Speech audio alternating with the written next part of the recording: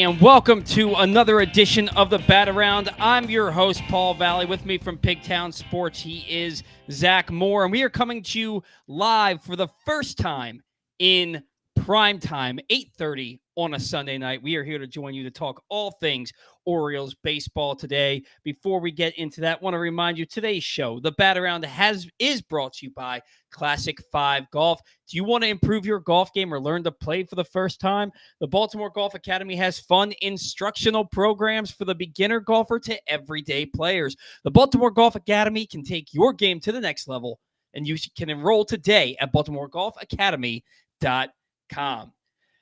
Zach, today was an exciting day. It was an exciting game until it wasn't. And so goes the Baltimore Orioles 2025 season. The Orioles hit 4 home runs. They scored 6 runs. Jackson Holliday, 3-hit game, first multi-homer game of his young career. And it was all for naught because Orioles pitching gave up 7 home runs. And the Royals took down the Orioles 11-6. It was a 5-5 ball game in the 7th inning. It was a 7-5 ball game in the 8th inning. And the Orioles could not find a way to get back into this game after they gave up the lead for good. They scored 1 run, I believe it was in the 9th inning. End up losing the ball game 11-6 today. Again, Holliday 3 for 5, 2 home runs and a single. Or Hearn 2 for 5 with a home run and a double. Cedric Mullins hit a home run.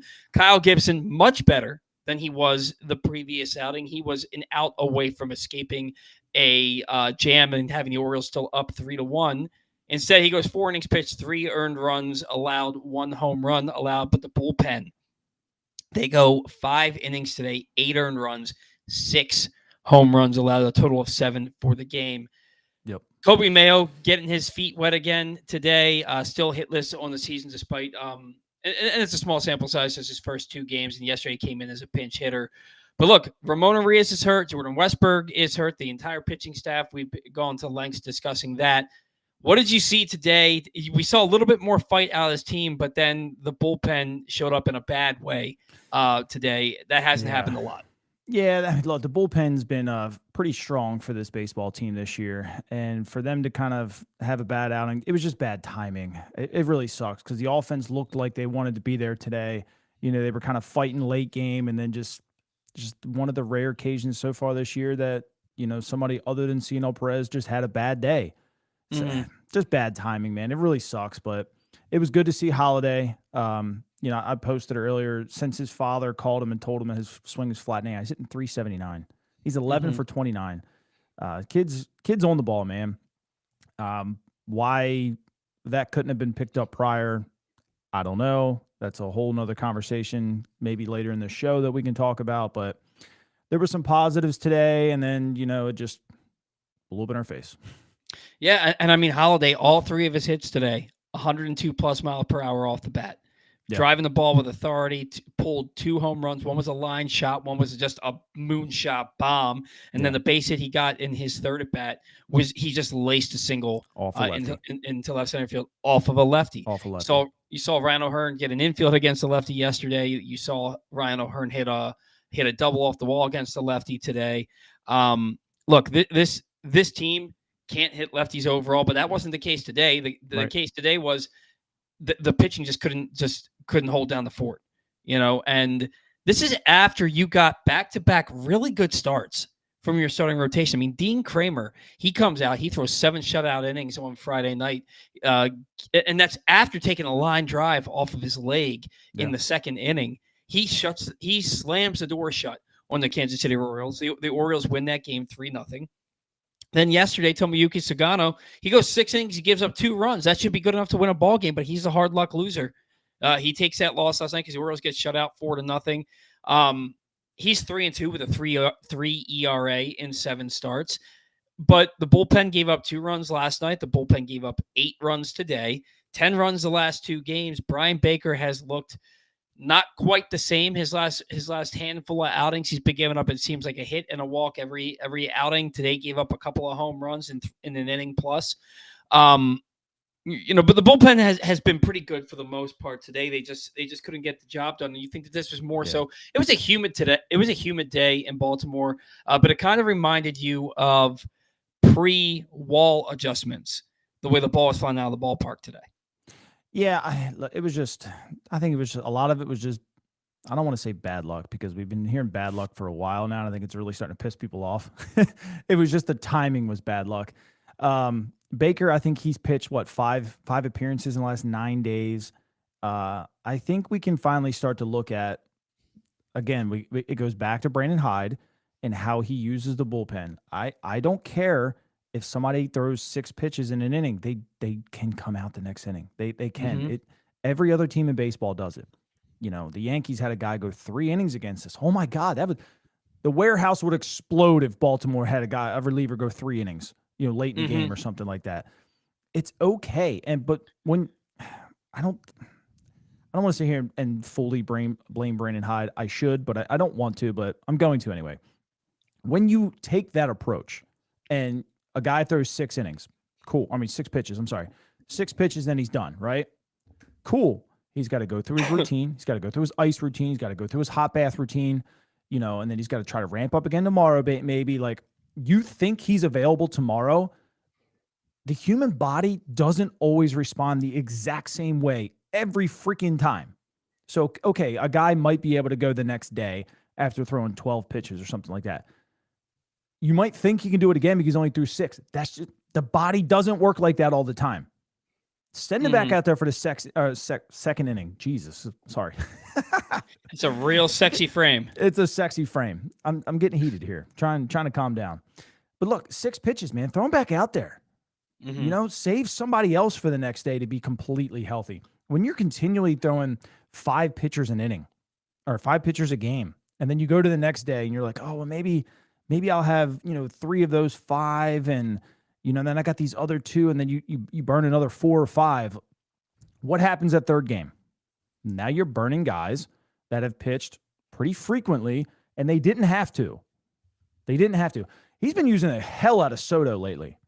And you can tell he's not 1,000%. He's still effective, but, some pitches just aren't looking like they are in other days. Brian Baker, the same thing. You don't have to keep doing this 1 inning crap. It's annoying. You're killing the bullpen. You might think you're saving them. You're not. It's okay if Keegan Aiken goes 2 innings. It's really okay. Brian Baker once in a while can go 2 innings and then have a day off. Like, you just don't need to be sitting here doing this. And how many? Look, I think we have the most innings pitched already for the bullpen, or it's at least it's close to top 5. There's no way it's not. I mean, he's even when a pitcher's pitching well, Brandon Hyde's pulling them with 1 or 2 outs in the 5th inning. Yeah. Unless it's Dean Kramer or Sagano, he's pulling them in the 4th or 5th inning. I mean, Gibson. Now, look, I know Gibson hasn't gotten stretched out completely yet. He goes 4 innings today. You look at Povich. If Povich gets 2 outs in the 5th inning, he's coming out of the ball game. Brandon Young, I think Brandon Young's already back down the minors, but he was pitching okay last weekend. He got pulled after 4 innings. And then, Dean Kramer is usually Dean Kramer's been giving you innings, but he's been getting shellacked. But at least he gave you 7 the other day. But these guys just aren't getting deep in the ball games. There's pitchers, and I think somebody told me a couple of weeks ago that I think there are 6 Orioles relievers that are on pace to surpass 60 appearances this year. It wouldn't shock me. Which I find it really weird. We're actually ranked 17th with only 119 inning bullpen innings. It just doesn't seem right, does it? Maybe Fangraphs has got to be off. it might be because off. Maybe it's because they're only throwing 8 innings in a game on the road because they're losing so much. Touche. That's very possible. How many road losses do they have? And they haven't gone into extra innings on the road. What are they, like 4-11 on the road, something like that? That's 11 innings that you haven't pitched compared to other teams. So there's something to that. Dylan Atkinson commented, "Cut the axe." That's just something he and I started saying on the show. But Keegan Aiken already 14 appearances. Brian Baker already 14 appearances. Bowman 13. Soto 13. Dominguez 12. Perez 12. Cano 12. And then Batista 10. Like, holy crap. Yeah. And it doesn't feel like Batista's pitched that much because he's only had 6 save situations. Right. But look, man, there's no good way to look at this ball club right now. And we're talking about, can they go 16-11 in the month of May? They're 1-2 this month. Yeah. They're off to a bad start. They were 3-1 to start the homestand. They finished at 3-3. Right. It's and the Royals didn't play particularly well. Yeah. The Orioles we just have to stop pretending they're a good ball club, and it sucks because they have so much talent, but this pitching is so bad. And I got to be honest, if they're not the worst team in Major League history against left-handed pitching, I would be absolutely They've shocked. got to This be is close. a team. This is a team that's hitting 174 with a 490 OPS versus Right. left-handed pitching. I mean, that's horrendous. Legitimately that if there's a lefty on the mound, the Orioles aren't scoring. They aren't scoring. But what's his name? Bubic, however you pronounce it. Booby. He has shut them down. Booby. that Booby MF from the Royals has given up one earned run to this ball club in 15 innings covering 2 starts. Like Rich Hill, if Major League Baseball had 10-day contracts like the NBA had, Rich Hill could just go and pitch for any team that's facing 100%. the Orioles every 2 weeks. 100%. And he could win a Cy Young.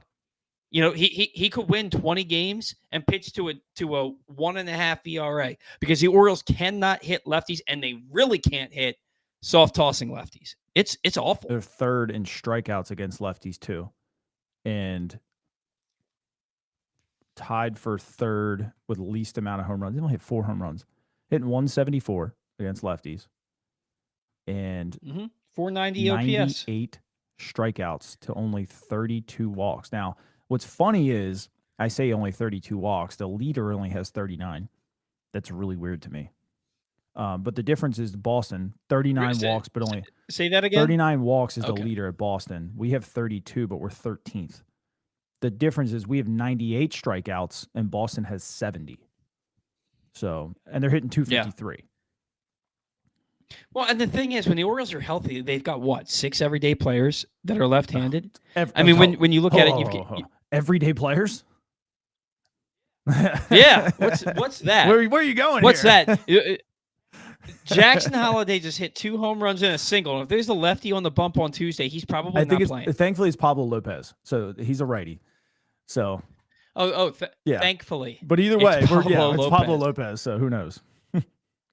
Oh man, and they're going to Minnesota, correct? But we need to find a way to throw some lefties against them because they are just as trash as us against lefties. Let's see. So Keegan Aiken's going to be the opener. I would hate it. Perez comes in right after that, and then Soto. Throwing Povich and too. then they don't pitch again. Yeah, start Povich game 2. I think Povich is due to start game 1, isn't he? I don't know. Maybe. I forgot to look. Yeah, because he usually pitches after Sagano, who went yesterday. So it was Kyle Gibson today, and then with the day off tomorrow, it's got to be Charlie Morton. What is he doing coming into the 8th inning of a 2-run ball game? The way he's pitched, what has he done to earn that assignment in today's game? I heard Brandon's post game, and I understand it. Yeah, I refuse to listen to it. I understand. I refuse to listen to it. He says, I gave him the bottom of the order. Okay, right? Should be favorable matchups, right? Bottom of their order is typically bad. Hold on. Before you continue, the bottom of the order has murdered the Orioles all season long. So I can't even listen to that. But so, okay, right? Like I will say 10% understand that. And then he said, he got some quick outs and then went 3-0 count to the 9-hole hitter, which again has burnt the Orioles the entire freaking season. And why? Right. Like I think this was an issue last year too. Why? Mm-hmm. What are we doing behind the plate, for one? And two, switch it the F up in your pregame meetings when you go over the 7, 8, 9 hitters and you say, I want to throw this, this, and this. Because it ain't working. So you need to look Adley Rutschman right in the face and say, hey, what the hell are you doing against these 3 guys? every freaking game because you're just getting annihilated by them. I don't understand it. Yeah, the ball club is it's a vicious cycle, right? They get their doors blown off. They come back. They win a game 3-1, 4-2, 3-0, something like that. Then they come out. They play a bit of a dub where they don't score, and then they get their doors blown off again, and then it repeats over and over and over again. And the 7, 8, 9 hitters every single time. The same people that are getting beat for you are the same people every single time, like Charlie Morton, CNL Perez. It's this vicious cycle, and they can't stop it. And so I want to know, we watched Charlie Morton come into a 2-run ball game today and give up 2 more runs. We see guys we saw last week Ryan O'Hearn 3 for 3 with a home run. Gets pulled for a pinch hitter just because a lefty comes on the mound. We've seen Jackson Holliday have multi-hit games and the next day sitting because a lefty's on the mound. Jorge Mateo has 3 hits all year. He starts if there's a lefty. And 1-9. 1-9 when he gets a plate appearance. Yeah. Yeah. And so Mike Elias spoke to the media the other day on Friday afternoon. They asked Orioles players were asked if they still have Brendan Hyde's back. Now, on the one hand, what the hell are they supposed to say? No, we hate the guy. Right. Right. On the other hand, they're right. What they said was, look, we still have his back. He's our manager. We like playing for him. We're not getting the job done. Yeah. How much of that do you believe? And it was, I think it was 8 guys that said this. They didn't interview everybody out of 26. Okay. I'm sure they probably tried. Honestly. And then I'm sure you probably got some of them that just didn't want to answer. And then some of them probably just said, don't even associate me. How much do I believe it? I'll give it I'll give it a 40. I'll give it a 40%. And because you can tell sometimes that they still play hard. Now, are they playing hard for each other? That's what I don't know. They say the right things. They don't have to. You know what I mean? Like there's other ways to beat around the bush if you really didn't like your manager. It's a tough call. Something is wrong in that clubhouse. Excuse me. It's likely him. We don't 1,000% know, obviously. These beat writers are never going to know either. You can ask these guys 1,000 times in a row. You are not getting the God's honest truth out of them until Brendan Hyde is gone. It's just, it's like and football. Even then, they're not going to trash the guy. Right. What happens in a clubhouse stays in a clubhouse. Greg Olson tweets it all the time. Former Orioles pitcher. What happens in the clubhouse will stay in the clubhouse. And if it gets out, it's a death sentence for your team. Like for you to be, when they find out that it's you, you're done. Right. Nobody wants anything to do with you anymore. It's like the old Vegas thing. What happens in Vegas stays in Vegas. So you're never going to hear the God's honest truth out of one of these beat writers. They're not going to find it out until Brandon's gone. But yeah, I'll give it a 40%, and that might even be high.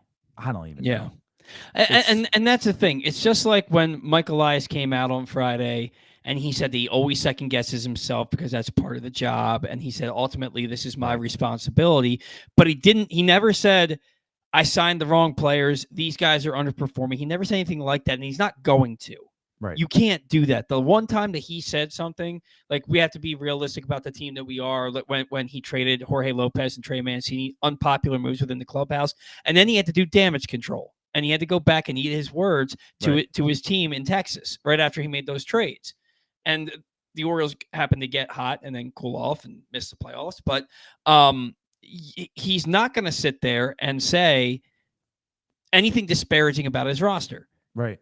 And in turn, either, honestly, the active roster isn't going to say anything disparaging about the manager. Right. And they shouldn't. You're not going to get the God's honest truth. Of course, they're going to publicly back these guys. Yep. Just because, I mean, how many times did Aaron Rodgers publicly back Robert Saleh? But you know that behind the scenes, he's going to ownership being like, either he's gone or I'm gone. 100%. You know? All the time. Probably all the time. That stuff happens all the time. So am I buying it? Maybe a little bit. But you also have to look at the fact that, like, prior to Monday's game against the Yankees, Ryan O'Hearn and Cedric Mullins had a players only meeting, and they set things straight within that clubhouse. And one of the things that they set straight was, we got to get rid of this fishing celebration. And who were the teammates that were all had the house together and they all went fishing together, and all those guys were the ones doing it. It was Gunnar and Adley and Westberg and Kalzer, and they're all doing that celebration together, and it's kind of alienating the rest of the team that probably doesn't like it so much. So they go back to the sprinkler, they start playing better.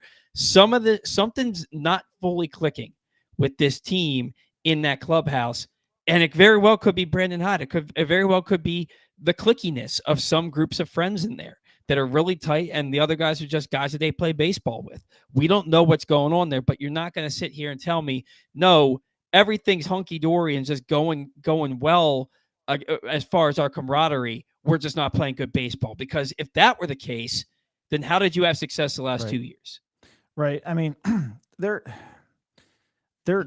all get along. Let's be honest. They've played with each other for a while. Outside of the hitters have. They basically all have coming up through the minors for a while, so they're all pretty cliquey, so to say. Is there some outliers? Sure. Are they hanging out with the pitchers? Not often, they do, but not often. Probably not. It's is the clickiness the issue? Could be, because I mean, look, I probably shouldn't say this, but it's like high school. You get those cliques and stuff like that, and then one clique gets mad at another clique, and and then they're all obligated to feel the same way. Could that be happening? I really hope not, because that's childish. I feel dumb even saying it, but you don't know. You don't know. We're never gonna know. It is kind of funny though that that house in Florida seems to be the house that it always gets hurt too. I found it kind of odd that I think it was Brian Roberts' first game announcing, and they asked, "Did you go over there?" And he was like, and he paused for a second. He's like, "No, I didn't." And I thought that was really, really weird. And you could tell it was kind of awkward. And they were like, "Oh, well, why not?" And he was like, "Oh, just late nights and stuff like that." But they were always out there. I always wanted to go down there and fish with them off the pier. And I was just like, this is such an awkward conversation. You're Brian Roberts. You're literally spending majority of your time with Westberg and Gunnar all day long, but you don't walk across the street and fish with them on the pier after practice. What? He lives across the street from the house. He rented that one too, right next door to him. Oh. And gotcha. You couldn't just walk down there? I don't believe for a second then that he didn't go hang out with them. He probably feels like he can't say that he did. Is it that, or was he was just I really don't want to hang out with them after being around them all day? You could see to either side, Yeah. But again, we're not going to know the truth to that, because what happens in the clubhouse stays there. So I don't know, man. I don't know what to think about this team. Yeah. It's some nights they look like the Orioles, and then other nights it's they look like the freaking Rockies. Well, I'll tell you, man, that I think we'd feel a lot better about this team if they had some legitimate pitching. Maybe. Because we've seen that when they get good starting pitching, they win. They win ball games. It might be 3-2, 3-0, 2-1, but when they get solid outings, for the most part, they win ball games. So if you had Eflin and Rodriguez healthy, and then you've got Sagano throwing the way he is, you got Kramer coming back, and Dean Kramer. You talk about a tale of 2 months. His career in April, 6-9 with a 6.24 ERA. His career in May, 5-6 with a 3.72 ERA. Something happens where they get to May and Kramer just turns it on. But you have Eflin, Grayson, Sagano, Kramer, and then you figure it out between Povich and Gibson, and this team starts putting together some solid starts in a row. The team's going to win a lot more ball games. Unfortunately, that's not reality, because Grayson's not coming back anytime soon. You don't know what you're going to get out of Povich from one start to the next. Same thing with Dean Kramer. Eflin just had a rehab start. I'm trying to figure out what he did today in his rehab start. It looked pretty good. Yeah. Kittredge did okay I'm too. trying to. But this is what angers me, right? You want good pitching, right? We want good pitching. And we do. I think all the fans notice when they get good pitching, they play well. That angers me because you can still play well on offense just because your pitching isn't doing well. Just saw the Royals do it today. Their pitching wasn't great. Yeah. We were hitting them pretty hard. They didn't let up on offense. Nope, they did Our not. offense lets up. And that's what pisses me off. I don't care if you're down 3, 4, 5 runs if it's only the 5th inning. I don't care. I'm sorry, I don't. That offense is good enough to score 5 runs in 4 innings. They just are. But they just put their head down and they give up. And I hate to even say that. They might not be true, but from a fan's perspective, we see the Orioles give up too much. And I hate saying it. I really, really hate saying that, but it goes back to that lifeless comment that we've made a couple times. And it's figure it out. That's all I can say. Figure it out. Get more balanced with it. And I don't even care if you only end up scoring 3 or 4 runs. I really don't care.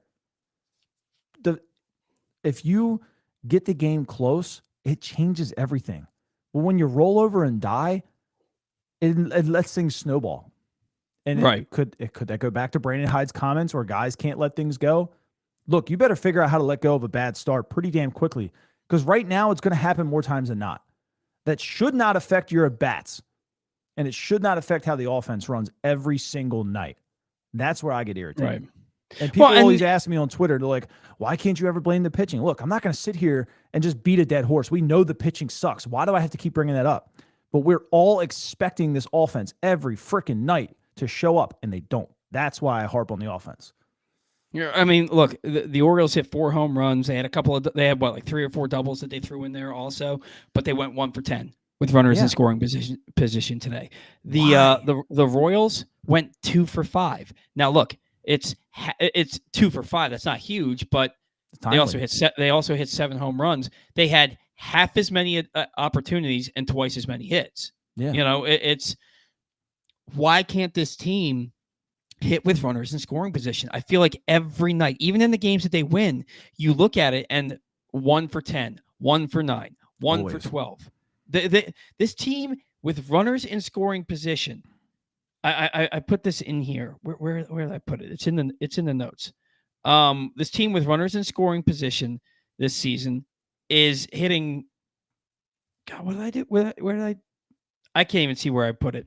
But they're hitting like, what is it, 170, 190, something like that with runners in scoring position. And the fact that it would even be that high, because I feel like every single night it's 1 for double digits. Right. With runners in nobody and Gunnar, man, I love Gunnar. I tweeted out today that I just wish he would take that next step into superstardom. And by the way, we put a little magic trick on here. My connection went out for a little bit, and we switched spots. I've seen that. We went out. I was like, spots. oh boy. Yeah, I could hear you the whole time. Yeah, could hear you the whole time, but my internet kicked out for a split second, and we switched spots. But Bobby Witt comes up in a 5-5 ball game in the 6th inning. Yep. And I'm sitting there, and I'm thinking, and I thought to myself. I watched Jonathan India batting, and I'm like, he's going to get India. He's going to get him out. Yep. And Bobby Witt's going to go deep because that's what Bobby Witt does. That's what a superstar does. And sure enough, Bobby Witt, he was 0 for 11 in the series. He comes up and he smacks a go-ahead home run, and it was a bomb into the bullpen.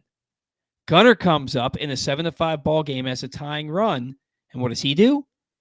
He rolls over the first base. Yeah, all the time. He rolls over the first base. I made this comment last year after like the 7th inning. You don't get good Gunnar Henderson anymore. He doesn't have that clutch factor yet. It's like he lets it get too big in the moment for himself. It is mind blowing. They're the same age. Yeah, they're the same age basically. I think Gunnar's a little bit younger because I think Bobby Witt graduated high school at like 19. I think so. I think Gunnar's a year younger, but they got drafted in the same draft. Yeah, and Gunnar's played a season less.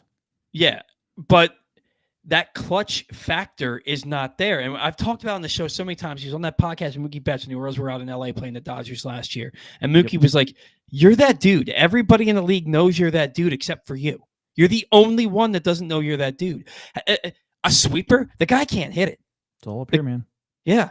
Like these guys will throw him hanging sweepers. And he watches hanging sweepers. He either watches it or he's way out in front or he rolls over it and grounds it foul or grounds it to the first baseman.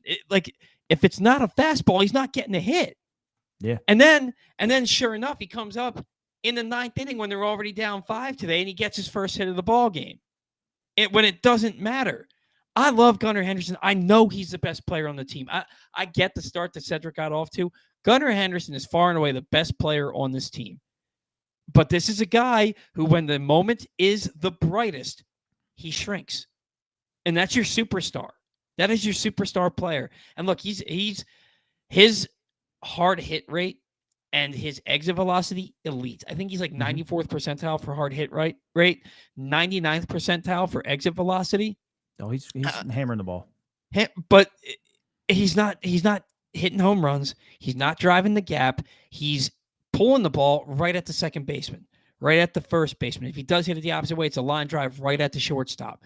And that his luck's going to change with that. But when is this guy going to finally come up in a big moment and say, I'm Gunnar effing Henderson, and just drop a bomb that the Orioles need to tie the ball game up 7-7? He doesn't do it. He doesn't do it. He is in a high leverage situation. Let me add the 7th inning in here. High leverage situation, 7th, 8th, and 9th inning since 2024. He's a .217 hitter with 1 extra base hit and only 5 RBIs. It's insane. Yep. It's how many RBIs? 5. 5. 27 at bats since last year. So that's just high leverage. So if I just do runners in scoring position, I think it's a little bit better. So he's a .261 hitter in the 7th, 8th, and 9th with runners in scoring position with 19 RBIs. 8 walks to 10 Ks. So that's respectable. But that's not Bobby Witt either, like you're saying. How much Let me of check that, Bobby's, though? because I'm pretty sure Bobby's near 400. Well, you figured that today's show is brought to you by Help My Gambling Problem. If you or a loved one has a gambling problem, call 1-800-GAMBLER or visit helpmygamblingproblem.org for free confidential services. That's 1-800-GAMBLER or helpmygamblingproblem.org for free confidential services. How much of Gunnar's shortcomings offensively are because he doesn't have protection? Holy shit. Sorry. What just happened? I found Bobby's. Is it off the charts? Yes. 7th, 8th, and 9th inning. Runners in scoring position. He's a .521 hitter with 3 home runs and 46 RBIs with 9 strikeouts in just 48 at-bats. 46 RBIs and 48 at-bats and hitting .521. That's a clutch factor. That's a superstar. Yes. That's a superstar. Right? And my eyes don't shoot up that big that often. You said, holy shit. I was like, what happened? Did Brandon High get fired? I wish. Like legitimately. 46 RBIs and 48 at-bats in high leverage situations. And he's got 12 extra base hits. That's bananas. Yeah. Like that's why people thought he was going to be the first pick in the draft. That's why he was the second overall pick in the draft coming out of high school. Like that is. Speaking of that. Oh man. Keep going. I'm going to look up Adley now. That's insane. That's insanity. That's that's Aaron Judge type that numbers. Is video game numbers. Yeah. That's real. Shohei Ohtani numbers. That's a guy who led the majors in hits and batting average last year. That's a guy who in the 5th inning and the 6th inning of game in the 6th inning of game 1 and the 5th inning of game 2, when the go-ahead run was on base, he got the run home. Yep. In the postseason against the Orioles. That's that dude. Gunnar, down 2-1 in the postseason in game 2, struck out to end the game. Yeah. That's the difference. So Adley's had 56 at-bats. He's respectable. These are numbers that you expect to see. 56 at-bats, 4 home runs, a total of 7 extra base hits, 32 RBIs. Again, respectable, hitting .286. Yeah. Those are more normal numbers that you would like to see out of a hitter. Those are the numbers I'd like to see Gunnar hitting. But damn, 520. Could you imagine if we had somebody hitting 521 runners in scoring position? I mean, it was setting for a while there. How do you not win MVP when you have that good? Holy crap. Because he plays in the same league as Aaron Judge. I mean, what are Judge's numbers then? Or did he? I mean, I saw today Aaron Judge in his last 159 games, dating back exactly 1 year, he's hitting 379 with 63 home runs and like 157 RBIs over his last 159 games. Incredible. I mean, you're talking about one of the greatest hitters in the history of the game. He might be the most feared power hitter in the history of the game. Although Barry Bonds might have something to say about that. But Judge is very respectable too here. 45 at bats since 2024, 9 extra base hits, so 6 home runs, 33 RBIs, 11 walks at 13 Ks, hitting 333. Yeah, very respect. Bobby Witt, that's MVP. Yeah, yeah. I don't care how many home runs you get when your offense doesn't score much, but then you account for probably half of them. In late game, like, wow, that's got to be a record. I would love to see that over 100 at bats. Oh man, over 100 at bats. I mean, the RBIs So to have close, almost actually. one RBI per plate appearance, essentially. So here, if I put it into 2023 for Bobby, 7th, 8th, and 9th inning, runners in scoring position, he's got 93 at bats. So we're really close. 93 at bats. He's got 5 home runs, 4 triples, 9 doubles, 59 RBIs, only 18 strikeouts, hitting 398. Superstar. Yeah, superstar. I'm ready to call him the best player in the American League. I mean, I know what Aaron Judge is doing right now, but this is a guy that has no protection really around him except for a 35, 36-year-old catcher. Mm-hmm. And he's doing that? Mm-hmm. I look, though, man, Gunner's protection is Ryan Mountcastle, you know, and look, Ryan O'Hearn's having a great year. A great year. Is he as feared, though? Is he as feared as the guys hitting behind? Is he as feared as Salvador Perez? Is he as... Even think about that, though. Like, okay, right now he's hitting in front of Adley. Mm-hmm. Who cares? Yeah. Let's be completely honest. Who cares? I will still pitch around Gunnar Henderson to get to Adley Rutschman. Mm-hmm. Is he going to drive the ball to the ballpark like Gunnar Henderson could? No. Can he? Sure. Is he? No. Yeah. He's just not recently. Like, he's a gap hitter. You know, it's his exit velocities aren't that hard. Not like Gunner's. I'll take my chances. But it's like Bobby Witt and Judge, like, they have no one else really around now. Now, Vinny Pasquantino hit pretty good last year. Perez hit pretty good last year. Judge, having Soto hit ahead of him last year, but who's after that? Who was hitting behind Judge last year? Giancarlo Stanton. Anthony Rizzo. So perfect example there. Stanton, regular season Stanton's terrible. Yeah. Absolutely terrible. So was Rizzo. Rizzo's not even on a team right now. Yeah. I mean now I see Tim's comment. Tim, you missed it. So 7th, 8th, and 9th innings with runners in scoring position. Bobby Witt with runners in scoring position since 2024 is hitting 521 in 45 at bats. Was it 48 at bats. 48 at bats, had 40-something RBIs. 46 RBIs. Yeah. It's crazy. Superstardom. It's crazy. Yeah. I want to look at this comment from Wall Street Window. Maybe Holiday's father needs to be the batting coach for the whole team. And this goes back to what he saw from Holiday. I mean, look, he knows his son better than anybody. He's going to be a hitting coach. I just don't think it's going to be for the Orioles. I think he goes back to St. Louis. I don't think they allow that whole like father-son thing here. Yeah. Should they? Maybe. I just don't think they do. But it's something that he noticed with his son. He knows his son's swing better than anybody. Well, like Sagano's pitching coach from Japan on TV freaking texted him, and then all of a sudden he figured it out. Like, what are we doing? What are we doing here? Right. I look at that, and I think about Jackson Holiday, and you said he's hitting 379 in 11 games since Dad called him. Yeah. Yeah, since his dad called him and told him you were flattening your bat. So I think of that. I see what he's been doing, what he did today. I think he's got to move up to the top half of your order. For sure. He's put him at his whiff rate is elite. Mhm. His chase rate is elite. His eye is perfect, and he still is getting robbed. But you got to trust the eye. But he's a guy who's got speed. He can hit the ball all over the ballpark. Bat him second behind Mullins. Right. Bat Gunner third, and put Adley in the 5 hole. Yep. Put Ryan O'Hearn at 4. Put Ryan O'Hearn at 4. Yep. And see what happens with your offense. This thing where we're hitting Adley Rutschman third. Rutschman ain't a 2-hitter. Mm-mm. He ain't a 3-hitter. He ain't a 4-hitter. He's a 5-hitter or a 6-hitter. He's really not a 5-hitter either. Yeah, but I mean, he hits good enough there, but he's not a 5-hitter. Right. But maybe his approach is different, hitting in the 5 hole. I looked him up before. And I want to say he was above a 300 hitter in the 5 hole in his career. Mm-hmm.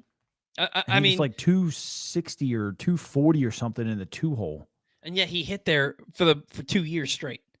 Even when he was OPSing 560 from the 2 hole the second half of last year, he was hitting second more often than not. They will never bat 4 left-handed hitters in a row. Hyde would never. I think it went down. Jason Spears, this is an excellent point. That's an excellent point. You're going to have Mullins, Holiday, Gunner. Well, O'Hearn and O'Neill are interchangeable. Yeah. So 3 is fine. Yeah. And if you have to put Adley at 4, whatever. But if they're facing the righty, Adley's batting left-handed anyway. Here's the thing. Lefties. Who's hitting against lefties right now?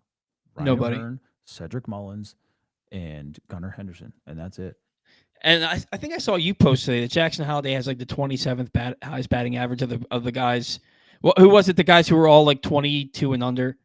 Oh, that was the at bats. Yeah. So you got Jackson Merrill, Pete Crow Armstrong, and who was the other one? Oh, James Wood and Jackson Holiday. So I took players that are 22 and younger that are left-handed facing left-handed pitching.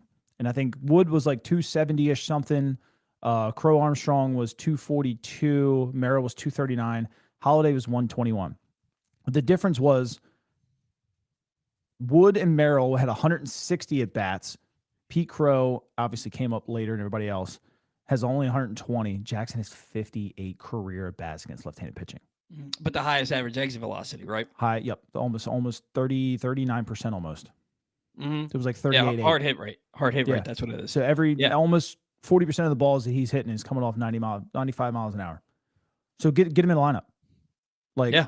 And people are like, oh, he's only hitting 120. Like, why do you want him to get more bats? Well, I'm sorry. When you have 58 at bats, you get 3 more hits, you're hitting 220. Like it's that fast. 58 at bats is nothing. A lot of shit can move around when you're only at 58 at bats. Like if you're at 160, yeah, it takes a little bit longer to get that up. You're gonna need some more strings, some more hits together. You go out there and go 4 for 4 against a lefty one day, and all of a sudden you're I don't know the numbers, but you're way up there at that point, because now you're only at 60, 62 at bats. I don't know, man. It's no other team takes their best young star and platoons them. None. And that was the point of the post, right? San Diego is in the playoffs. They made the playoffs last year. They didn't care about platooning Jackson Merrill. Nope. Are the Nationals in the playoffs right now? Probably not. Maybe a year away. But they're not platooning James Wood. They're not, stunting his development. The Cubs are in the thick of everything right now. One of the best offenses in baseball. Are they platooning Pete Crow Armstrong? No. Why do the Orioles think they have to be so special to not put Jackson Holiday in a bad position? I'm sorry. Put him in the bad position now. The whole team sucks. Let's all just suffer through it together.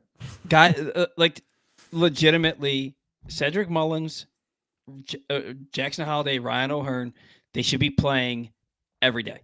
They should, and Mullins does play every day.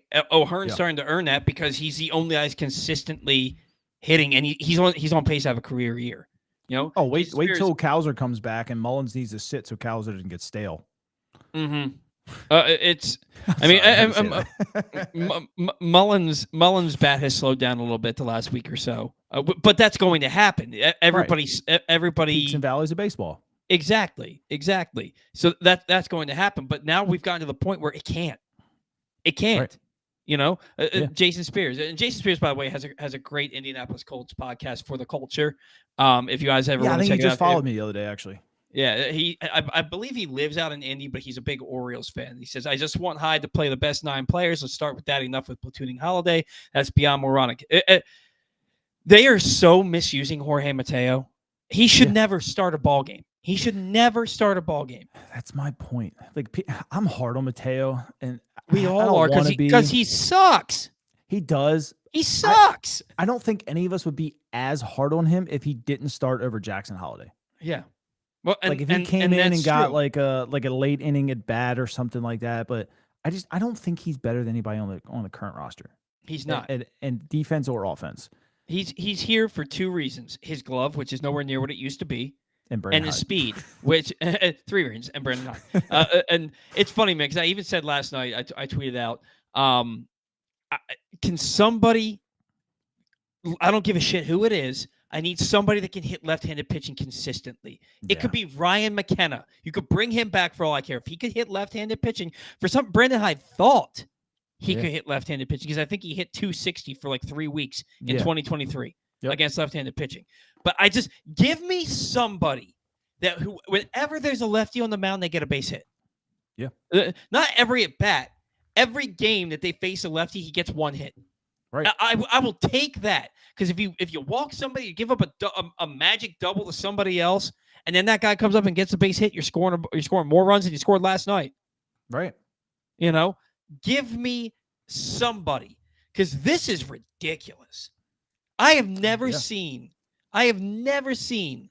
such an anemic lineup, top to bottom, against any kind of pitching. If it's all righties hitting righties and they can't do it, or all lefties hitting lefties, or the entire team that just cannot hit southpaws, blows me away. It drives me nuts. I can't stand it. It also drives me nuts if you all keep missing anything from Glenn Clark Radio every week. If you missed something this week, including conversations with Ravens draft picks Carson Benson and Garrett Dellinger, AJ Pierzynski, Orioles prospects Ethan Anderson and Alex Pham, and more, you can find them all now in the Glenn Clark Radio Weekend Review feature at PressBoxOnline.com. And as always, watch and listen to GCR every Monday through Friday at 10 a.m. at PressBoxOnline.com/radio or right here on Facebook and YouTube.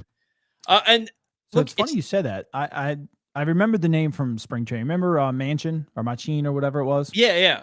Machine, he's hitting 400 against lefties right now. And he's also hitting 361 with runners in scoring position. At AAA. Yeah. You asked for somebody. You know what? I'll take for somebody. I mean, look. If Ryan Mountcastle's not hitting anybody, that RBI single in the 8th inning, be damned, he's not hitting anybody. Nothing. If you're going to tell me that against lefties, you're going to play Kobe Mayo at first base and you're going to bring up Machine and let him play third base or wherever the hell he can play for. I think he played third base in spring. I don't care. DH. Yeah. You got to have somebody because the status quo ain't helping. You brought in Tyler O'Neill to hit lefties. He's surprise on the IL again. Laureano was getting it done for like a week, and now he's back to hitting balls right at people again. Westberg's hurt. Arias is hurt, and Arias has reverse splits anyway. Like, somebody's got to be able to put bat to ball. And I don't mean a slow bounding ball, whatever the hell that means, to first base. I mean a line drive down the line or into the gap. It's mind-boggling how bad they are. Dude. 167 at bats since last year for Ryan Mountcastle against lefties. 167, right? Pretty decent sample size. 275 hitter. Respectable, right? Mm-hmm. 4 home runs, 14 RBIs. 4 home runs. 14 RBIs against lefties in 167 at bats.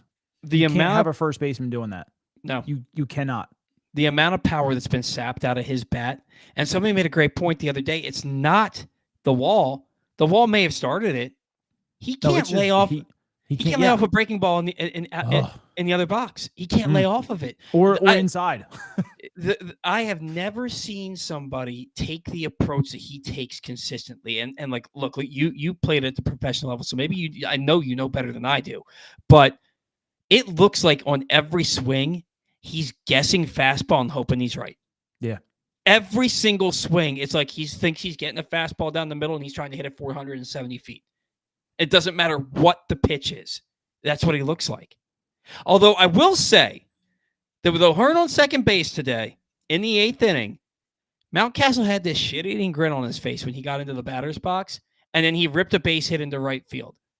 Like that was the most confident I've seen him look, and him actually like do something with it.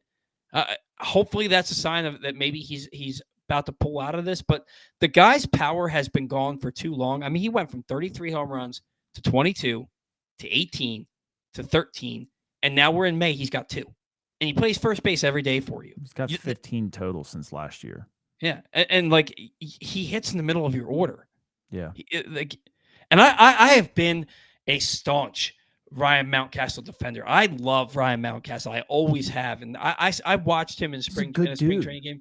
He's a good dude, and like when he can get the barrel to the ball, and that's why he swings a lot of inside pitches. He can get his hands in and get the barrel to the ball, like some of the best I've ever seen. Yeah. If he knows that pitch is coming, he just never knows what the hell's coming. He's terrible, and if he's guessing, he's terrible at it. Is that a Ryan Mountcastle problem, or is that a Baltimore Orioles hitting philosophy problem? Explain to me how you have an offense that was so bad last year, and yet you promote your offensive strategist to head hitting coach. You hire, and I know you said that from like August 1st on that the Mariners, the Mariners. I don't give that Tommy credit anymore. Yeah, not after what Jeff Passan posted the other day. What was that? About since the Mariners, I think it was since August 1st, but since August 1st of last year, they are the second best offense in all of baseball. Mm-hmm. Like from August, September, March, and April. Mm-hmm. Second best in baseball. Second most home runs, second best average, all that. It's all Edgar Martinez. Edgar Martinez, so? Yeah, he was the hitting coach at the end of last year, and now he's the senior something hitting coordinator or some shit. So he's overseeing it was the hitting philosophy. He was the senior hitter philosopher or something like that. Yeah. So he's changed how they approach the baseball, basically. Mm-hmm. So, well, Tommy didn't bring that here. I can promise you that. Or they're just not listening. One or the other. You bring in, so you promote a guy from an offense that failed last year to head hitting coach, who was your offensive strategist. You bring in the hitting coach from the worst hitting team in baseball outside of the White Sox last year. I don't even count the White Sox. And you promote, what's his name, Sherman Johnson? You promote Sherman Johnson, who was still a player at the end of 2022, who then became an assistant hitting coach in minor league baseball in 2023. You promote him after 2 years of coaching at any level to an assistant hitting coach on the big league ball club. And then you sit there and you watch your offense struggle to score 4 runs on any given night, struggle to get base hits with runners in scoring position, struggle to collect more than 7 base hits on any given night. And why is the offense terrible? Because the people that you have coaching them have no business coaching at the big league level. When they failed. You have nobody that's had success as a hitter or as a hitting coach that's coaching your team as far as hitting is concerned. Mm-hmm. And 3 of these guys, I think they got like 8 of them. But those are the 3 main guys. You have nobody that deserves to be in that role. And yet here we are. And it's a bunch of different voices. Give me Terry Crowley and everybody else shut the hell up. Yeah. Like just give me one guy who's sitting there, who's teaching you, who's telling these guys how to hit. Because whatever the hell they're doing, top to bottom in this organization, it ain't working. It ain't working. And I agree with you. So it's funny you say this. So I'm going to compare here Seattle to Baltimore as of August last year to right now. We've played 3 more games, but they have 7 more home runs than us. So they've hit 109. We've hit 102. They have 393 RBIs. We have 338. So 60-some more RBIs. They have 83 more walks than us. So they have 343. We have 260. They still have more strikeouts somehow, 778 to 750. Well, they have 50 more stolen bases. But they're hitting 241. We're hitting 233. So they went from a team that couldn't hit and they were the laughingstock of baseball to now they're better than us. Mm-hmm. And we hired their guy. Yeah. It doesn't. Their guy. And now you're at a point where who are you going to bring in that's going to replace him. Right. And so God, it gets worse. It gets worse. I'm looking at runners in scoring position, right? They're not that much better, but 235 to 226 for us. Here's where the kicker is. 226 with runners in scoring 60 position. 60 more walks with runners in scoring position than us. Mm-hmm. 60 more. Mm-hmm. And they have, I'm not very good at math. They have 270 RBIs. We have 215. It's incredible. In three more games. So you said the Orioles have played 3 more games, or they have? We did. We had 874 to their 871. No, ignore that. Fangraphs counts every person on the stat as a game, so ignore that. Oh, I gotcha. You know how Fangraphs counts everything? They compile everybody's games. So I guess we had somebody else with 3 more. Oh, gotcha. Well, but our what's WRAA? Weighted runs against? Weighted runs against, or is it weighted runs average? Yeah, it's got to be average if we're it's negative 14.7, and they're a positive 3.1. You said negative 14.7, and they're positive 3.1. That's atrocious. Yeah. That's absolutely atrocious. Haven't made a move yet. Well, so I go back to my question for you: is this a Ryan Mountcastle issue, or is this a Baltimore Orioles hitting philosophy issue? I mean, you look at the whole thing, the whole spectrum of it. It's a Baltimore Orioles hitting philosophy thing, because every single player on this team, except for O'Hearn, Mullins, and now we see Jackson Holiday coming into his own, everybody else is underperforming. Every player to a man. I'm glad you put that up. I'm glad you brought that up, because Mullins and O'Hearn, right, respected veterans, probably not going to mess with them too much, are you? Nope.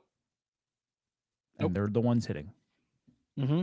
I may rest my case right there on the Baltimore Orioles hitting philosophy, because I don't like it. Yeah. I don't like it. And it's crazy because it doesn't. One game they look super aggressive. The next game they look like they're super passive. And I never see anything that looks the same consistently. The only thing I see that looks the same consistently is strikeouts in big moments, a lack of hits, a lack of hitting with runners in scoring position, and double plays. But when the offense is churning, which has been a rarity, fewer and further between the further we get into the season, they never repeat anything. Yeah. I never see the same approach. I never have confidence. Oh, the Orioles just, and when's the last time? Can I pull something up real quick? Because I want, this goes to your conversation here about being aggressive. Mm-hmm. Can you pull that up? Yeah. So 51 pitches this year in a 3-0 count. Again, being aggressive, right? They've only swung at 2. Now, this team last year hit 714 on a 3-0 count. 714? 714. And yet you've only allowed them to swing at these pitches on this graph this year that are meatballs. You've only allowed them to swing at 2.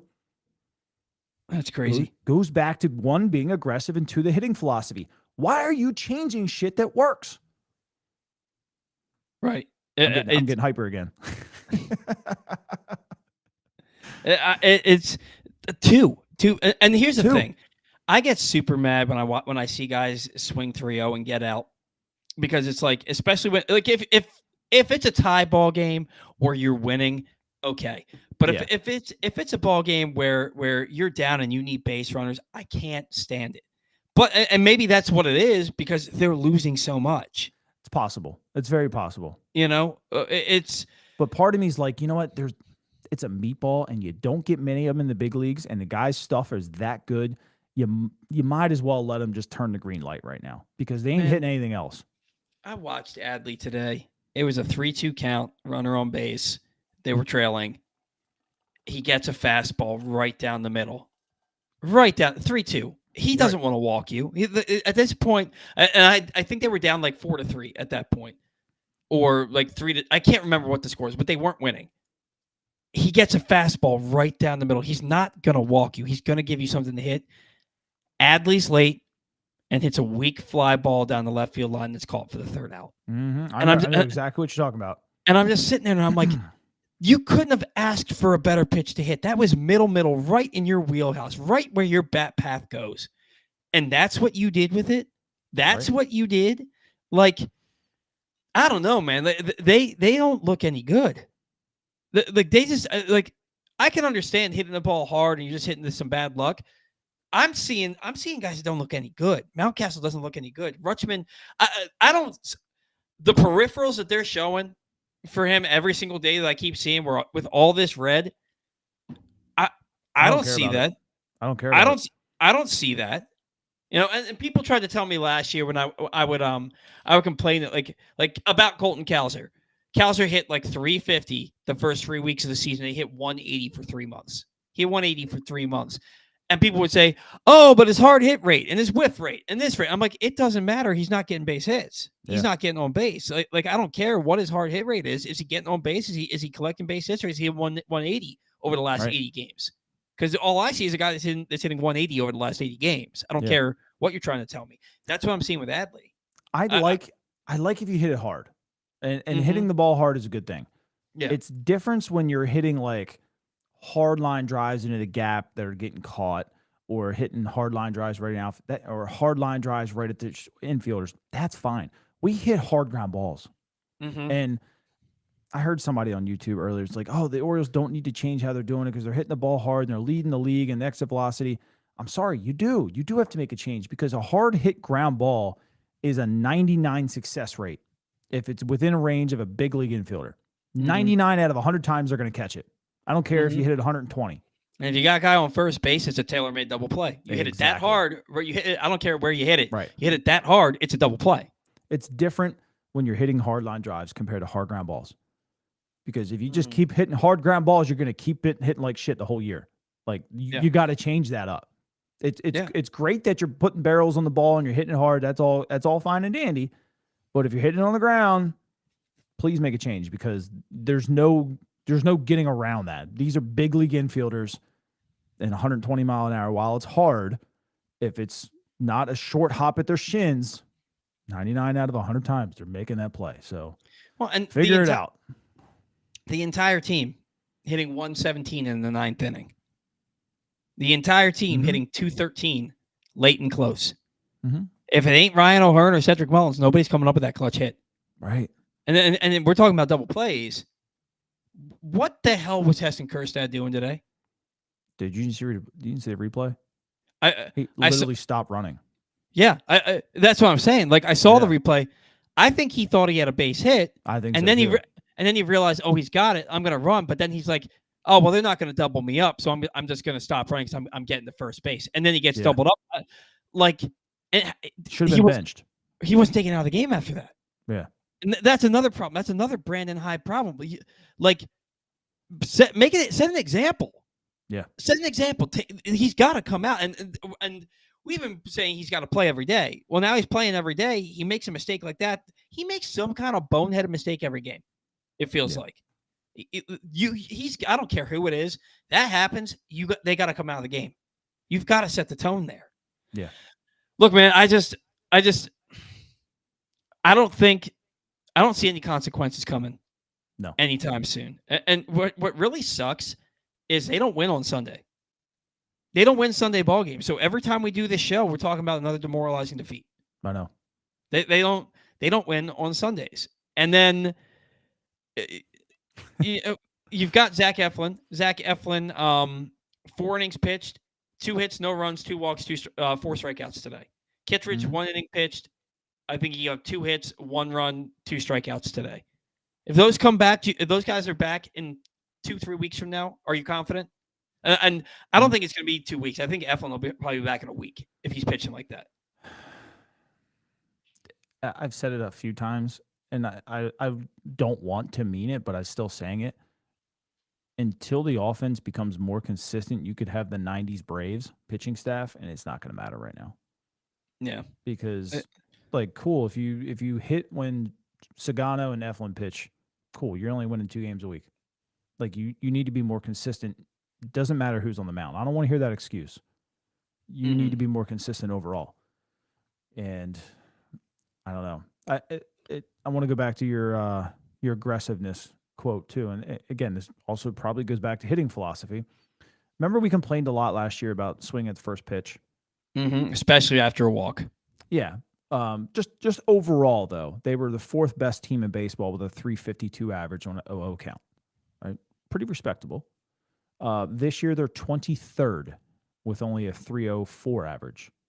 So they lost 50 points on the batting average swinging an 0-0 pitch. What are they looking for? Beats me. They changed something, and I'll tell you what I think it is. Right, I haven't been told this by anybody. This is a Pigtown Sports Zach Moore thought here. They think with modern analytics that a solo home run or some type of home run is better than stringing hits together because they feel like they can score faster. They have the higher probability of hitting a home run than they do of getting 3 straight hits. That's my thought. It seems I think I've actually heard that. I think I've actually heard that that's their mentality. That came from Harvard, and I feel like they just freaking embrace it. It's terrible. Well, I mean, Elias went to an Ivy League school. Didn't he pitch at Yale? God, I hope not. Who the hell would let him on a baseball field? Well, Elias pitched for Yale. He comes from an Ivy League school, so that wouldn't. And I am certain I've heard that about this team's philosophy in the past. That you score faster by hitting a home run than you do stringing hits together. I would see, and that's where I'm old school, man. I want to see a team that can lace a bunch of hits together at one time. I was watching the Clubhouse on Netflix, that Red Sox documentary from last season, and they were playing the Orioles early in the year. They were up 5-0. And then you just watched in the 7th inning, the Orioles just got base hit after base hit after base hit after base hit, and they ended up scoring 7 runs at the end of the game, like in the last 2 or 3 innings, and they won that ball game 7-5. And I see that, and I'm like, this team's not capable of that now. Right? When does this team ever put 3-4 hits in a row together? It's not usually they get 2 hits in a row, and then somebody hits into a double play. You know, that's what happens. When Gunnar comes up, I think I may have, no, it wasn't you. It was somebody else on X. Gunnar came up. There were runners on first and second, 1 out, and I was like, here comes a 103-mile-an-hour double play ball to the second baseman. And what he did, he hit about 101 miles an hour to the shortstop, and they got 1 out of it. But I mean, even still, you are like. It's sad that you're the best player on your team steps to plate, and I already know that he's grounding out somewhere. Yeah, it's like you said that the ground ball rate on this team what is a ground ball rate? Do you have that in front of you? Are you able to pull that up? I can pull it up pretty quick. It's not as bad as you think, which is weird. At least compared to other teams. While you find that, today's show brought to you by the Preakness Festival, which is Preakness Festival 150, and it gets underway this week with lots of both ticketed and free events throughout the state. And it's headlined by the Magic of Maryland Music Celebration with Club Quarantine 5 Live featuring DJ D Nice and special guests alongside the BSO with conductor Igmar. Jesus, this is a mouthful. Igmar Thomas. Those special guests include legends of hip-hop and R&B like Jadakiss, Too Short, Deborah Cox, Ari Lennox, Towson's own Corday, and more. The concert is Wednesday, May 14th at Pier 6 Pavilion. Get your tickets and check out everything else happening during Preakness Festival 150 at preaknessfestival.com. I got to practice that because that was like, my tough. God, that one, like my brain, tongue, everything went twisted into a pretzel on that one. Yeah. But go to the Preakness 150 celebration on May 14th, Wednesday at the Pier 6 Pavilion. So they're 19th in ground ball rate at 41.2%. But they also lead the league at they dropped a little bit, 34.1%. So they're second behind the Diamondbacks, who are at 34.5%. But they're at a 42.2% ground ball rate. But going back to that, I wish there was a way to like split, like if it resulted in a double play kind of thing. That's what I want to see. Right. I think that would be like impossible to find. A ground ball hit resulted in a double play. Yeah, but there's got to be a way. They're 5th in double plays right now. They were leading the league for a while. Yeah, I mean, Pittsburgh running away with it now. They got 34. Yeah. Well, at least the Orioles have stopped doing that as much. I mean, they had 16. They had 16 2 weeks into the season. Yeah, you know. So I mean, if I so there's look at, that. yeah, if I look at exit velocity, on ground balls, they're like one of the worst in the league. So and this is their problem, is they're trying to chase this exit velo and they're just not doing it. And then they're pounding it into the ground and they're only hitting 243 on ground balls this year, which is below league average. So they're 16th on ground balls. And their batting average on balls in play, wasn't it last week's show they were 27th in baseball with their batting average on balls in play? Here, where is that? Yeah, all right. They just, man, it's frustrating. They are 243 as well. Well, that's on ground balls. Never mind. Let me take the ground ball out of that one. We'll just do total. Just an absolutely frustrating offensive start to the season for the team. Gunner's not hitting. Adley started out hot as blazes. He hits 2 home runs on opening day, and you're like, oh man, he's off to the races, and he's hitting like 200 since then. You know, Westberg wasn't hitting before he went on the IL, and like for him, I mean, just the injuries are mounting too. You know, the injuries, whether it's whether it's Arias or Westberg or now Eflin and Grayson, and like the injuries are just killing this team. But that doesn't negate the fact that your superstars who are supposed to be leading your team, they're failing. I agree. Every time. The BPAP is 266. They're 26th in baseball. So one spot better. They did win 3 games this past week. I think they won 1 the week before that. So, well, don't get too comfortable because the Angels are the worst at 258. So they're pretty damn close. Yeah. And so, see, early in the season, it's crazy how close all the numbers are. But yeah, I don't know, man. I look at this team and I see what they got coming up this month with the schedule, and the second they take 2 or 3 from the Yankees, and they got bludgeoned in game 2.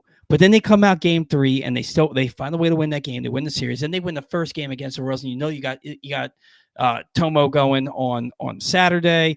And then you know that you're facing a righty on Sunday. Maybe you can find a way to take 2 games, sweep the series. You win the first game, and then everybody feels like crap again because you lose the next 2 games. And today is a game you absolutely have to win. Kind of blame myself because the second that I tweeted out "win this game" is when they immediately fell behind and never came back. Yeah. So like I can't say stuff like that, apparently. Anytime I make a post saying anything positive about the team, they immediately fall flat on their faces. So I'll take the blame on this one. I blame Paul. Yeah, it's 100% my fault. If you believe in that sort of thing, it's 100% my fault. So on fastballs, they're the 3rd worst team in baseball on BPAP. Fastballs. It's insane. Well, and that was the thing that I saw with Jackson. Now, Jackson Holiday smashed a couple of fastballs today, but what I saw from him, again, the 94% whiff rate, the 99% chase rate, like he's elite in both of those. What I'm seeing from him is that he's just not doing damage on fastballs. And Kerstad, if any kind of velocity, he can't hit it. Well, here's the worst part. Can't hit velocity. They're a 196 hitting team on breaking balls and changeups. I'm assuming this is what you were laughing at. I always blame Paul. Yeah. Yeah. So 196. League average is 219 here now. So on fastballs? League average on this is breaking balls. Okay. So I included changeups, splitters, forkballs, screwballs, curveballs, slow curves, sliders, sweepers, slurves, all that stupid stuff. 196. That's really bad. Were they hitting against fastballs? 247. My God, man, that's bad. That's bad. The Yankees are the best at 311. What are the Yankees on off speed? Probably better than the Orioles. Off speed are 210. The Orioles 196, 247 against fastballs, and like now the league average for a team is like 241, which I don't know why that's become acceptable. Yeah, I have no idea why that's become acceptable. And like you get mad at your team for not being able to hit, but then you see the league average for hitting in general is 241. Nobody can hit apparently unless you're the Yankees and the Dodgers and the Cubs somehow. Man, it's just depressing to hear these stats about this team and yet not make a change. Yeah, nothing. There's no consequences. Name one consequence that has transpired because of what's happened to this point in the season. Are they waiting to? Are Charlie they Morton waiting? pitches more. Is that a consequence? I mean, it's a consequence for us. There's no Oh consequence for God. anybody on the team. Brandon Hyde keep on taking pitches out in the fourth inning and bringing in late inning relievers in the fifth. He gets to keep doing that and keep sitting guys after they get three hits just because they're facing somebody who throws with the same arm as them. Yeah. I just there is not a single consequence for Mike Elias, for Brandon Hyde, for Gunnar, for Adley, for Kerstad. Nobody is held accountable. It's like, you guys suck, but just keep on going out there and do your thing. Just It keep goes doing back to it. that article, man, that you and I laughed at. And I'm sure we're not the only people that laughed at it, but that's basically what they said. But there's no accountability. Yeah, And it's you and I both said it. There's no way that a major league team runs like that. Mm-hmm. And yet we're watching it in fools. real time. We're We're the watching it in fools. real time. Even if the article, I mean, you have to think like you don't want to give credence to anything like that. But then when you're seeing it happen, and you have to think to yourself, everything they said in the article, does it sound like that's true? It sounds like that's true. Nobody's being held accountable for anything, and like until something happens, Mike Elias and Brandon Hyde can have all the press conferences they want. Until something actually happens, I don't give a crap. That's why, like, it's funny, man, because when they lose, I actually tend to watch the post-game press conferences. I want to be like, what are they going to say tonight to justify this? And then when they win, I don't want to hear it. I can't watch. I don't want to hear you talk about how, like, I think it was when they won a game 2-1 and Brandon Hyde, and they were leaving DC to go to Detroit. And Brandon Hyde was like, oh, I'm gonna get on the flight and enjoy this one with a Diet Coke. And it's like they went 1 for 7 with runners in scoring position. They won a ball game 2-1, and you're acting like this one feels good. It would have felt way better if you guys went like 3 for 7 and won 5-1. Beat a team that's supposed to be significantly inferior to you. When they win, I don't want to hear how relieved you are. And like every win that they have, it's just like this sounds so ass backwards. I want them to win every game that they can, but I want Brandon Hyde gone so badly that, like, I also feel like anytime that they win, if they get on a good winning streak, his fraudulent, manager of the year award is just going to keep rearing its ugly face. Yeah. I agree. Golly, man, I'm such a curmudgeon right now. Like last year, I had to take a break from doing the show for a little bit after the season ended because last year was so mentally taxing for me. And it was only the second half of the season. It was really, really hard to watch the Orioles. And I was just getting mad every game, and I was getting mad every show. And I was like, I need a break. It's been like that since like day 4 this year. It's been like that since like day 4. Like, I'm already as pissed off as I'm going to be at this team. But maybe it's good because now, like, there's still expectations right now. But you get to June and you're still playing this brand of baseball, the expectations are gone. The expectations are gone. And maybe that's a happier time. Maybe, but it's possible. I don't know, man. What are your thoughts? Like, what do the Orioles do at the deadline with this roster if they continue to play like this? Because people keep saying, I keep hearing from fans, oh, there's got to be a fire sale. You've got to do this. You got to. Who are you getting rid of? Do we think that the window guys you could get rid of, but you are going to send people in a tizzy if you get rid of them? Like, well, because the window's still got to be open, right? It should be. One bad season doesn't negate the fact that you're coming into 2026, hopefully with a healthy Rodriguez and Bradish, and maybe you re-sign Sagano. Maybe you actually make a move for another starting pitcher that's not 41 years old in the offseason. Like, and maybe you go get a legitimate bat, not Tyler O'Neill, but a legitimate bat. I mean, you can't convince me that JD Martinez wouldn't be having a better season than Tyler O'Neill right now. Right. Like, so what do you do if you're 10, 15 games under 500 at the deadline? You're not getting rid of Gunnar. You're not getting rid of Adley or Kerstad, maybe Kerstad, but not Holiday, not Westberg. Are you trading Mullins? Are you trading Mountcastle? Are you trading O'Hearn? Are you trading Eflin? What do you do at the deadline if with these 1-year contract guys, if your team is this bad when you get there? I'm going to try my damnedest regardless to re-sign Eflin right now. Just to sure up 2026. I would look to try and acquire a top end arm anyway. And I know it's going to piss some fans off if they did that. But why not set yourself up for success in 2026? Like, if you could go and land Alcantara or something like that, he's not going to suck forever. Problem is the price is it's just high. It's insanely high. But don't have to rely on Grayson Rodriguez next year. Have yourself Eflin. You'll have Bradish again.